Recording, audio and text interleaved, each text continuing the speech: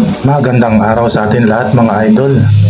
Ayan, nandito tayo sa Greenwoods mga idol. Greenwoods Subdivision, Taytay Rizal mga idol.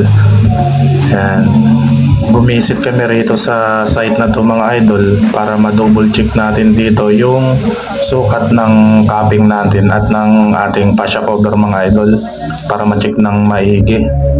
Ayan, sa part nga na to mga idol ay tinicheck ng boss natin yung wall cuffing natin mga idol.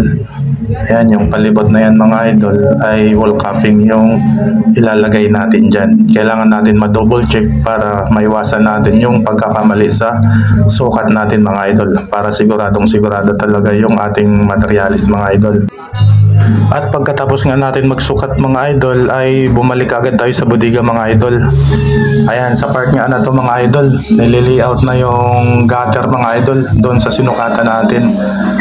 And nililiaut nila Kuya George at ni Boss Edison yung ating gutter at fascia cover mga idol. Lahat ng bended mga idol kasama na yung wall cuffing. Ayan, at buo na rin yung bukilya natin para sa downspout.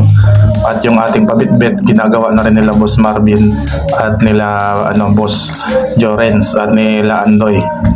Ayan, at katatapos lang gawin ni Boss Rodner yung bukilya dyan mga idol. Ayan, yung materialis na yan mga idol, yung yero na yan, yun yung ikakabit natin doon mga idol sa site. Ayan, at sa part nga na to mga idol ay nakapag-start na kami maglatag ng ating fascia cover mga idol at ng ating gutter, box type gutter yan mga idol.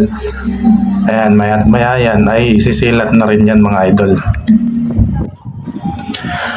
Ayan, at sa part nga na to mga idol ay finish project na tayo mga idol. Ayan, nire-retouch na lang ng kasamahan natin yung dyan mga idol, yung ating mga sinilan at yung thick screw, at yung ibang kasamahan naman natin ay nagliligpit na rin mga idol.